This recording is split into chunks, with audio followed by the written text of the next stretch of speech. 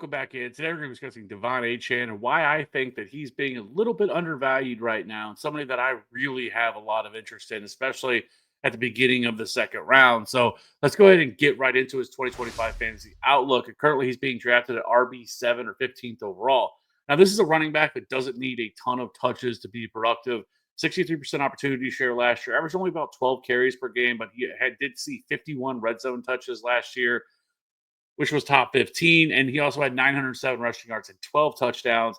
His 5.3 yards per touch was top 10, 4.1 true yards per carry. Now, he was a little bit less efficient, 30th in juke rate, 22nd explosive run rate, but he was 7th in yards created per touch. He also averaged in the receiving department 5.1 targets per game, 4th in route participation, 11th in yards per route run, and 20th in yards per reception last year, and averaged about 4.6 receptions per game. And he averaged 17.6 fantasy points per game last year. Now, one of the big things that really held him back last year was Tua Tagovailoa going down and then having absolutely nothing behind him. Because if you just look in the 13 games last year with Tua, he averaged about 21 fantasy points per game. And in the 4 games without Tua, he only averaged 7 fantasy points per game last year.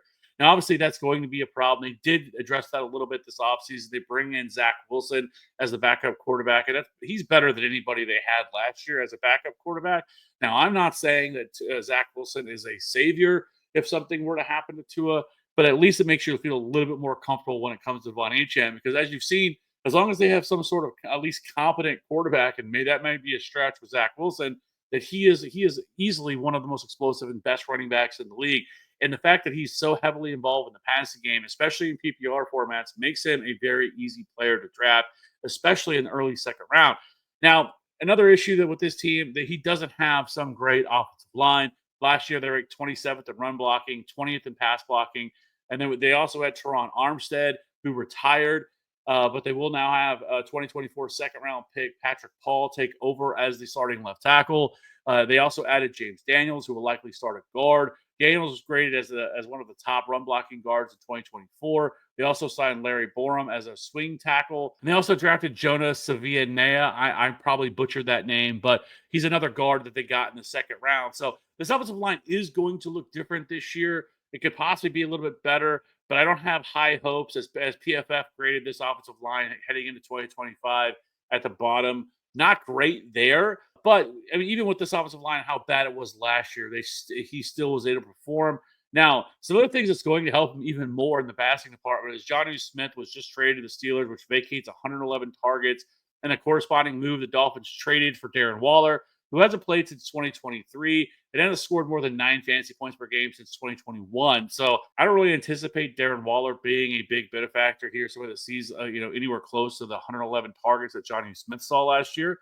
So I really think that Devon Achane could see even more work in the passing game. They do still have Malik Washington there, who they drafted last year, who could possibly get a little bit more involved as a slot wide receiver. Obviously, Jalen Waddle, Tyreek Hill are going to get theirs, but I just think this is another year of wheels up for Devon Achane, seeing a ton of touches. So, when you look at the pros for drafting Devon Achane, I think he's, like I mentioned, heavily involved in the passing game. So phenomenal in PPR formats. He's uber efficient. And like I said, if Tua stays healthy, we could easily see him be, a top 3 running back. And really wouldn't even surprise me if everything kind of fell right for him as the number 1 running back, this year in fantasy football. I wouldn't project that. I think top 5 is easily attainable for him, and top 3s I think is right there for him as well. Like I said, the cons for him is his upside is directly pretty much tied to his health. Though like I said, they did sign Zach Wilson, so at least there's a little bit of an upgrade there at the position to make you feel a little bit better. So I think the sky's the limit for Devon Achane this year. He's somebody that if I go wide receiver early, or if I have one of those late picks in the first round, and I go wide receiver, whether it's Malik Neighbors or a Brian Thomas or Puka Nakua, whoever you decide to go there early first, you can easily come back in the second round and get Devon Achane. I really love that start there for anybody who's picking at the back half of the first round. I am very much on board with the anchor RB approach. I really want to come away with a running back in the first 4 rounds because it really falls off pretty dramatically after that, with a lot of the running backs being pushed up right now because of how well they performed last year. So that being said, love Devon Achane this year. He's one of my favorite targets in the second round. So draft him with confidence this year. Wheels up for Devon Achane in 2025. Let me know in the comment section below. What are your thoughts on Devon Achane? And we'll see you on the next one. Bye.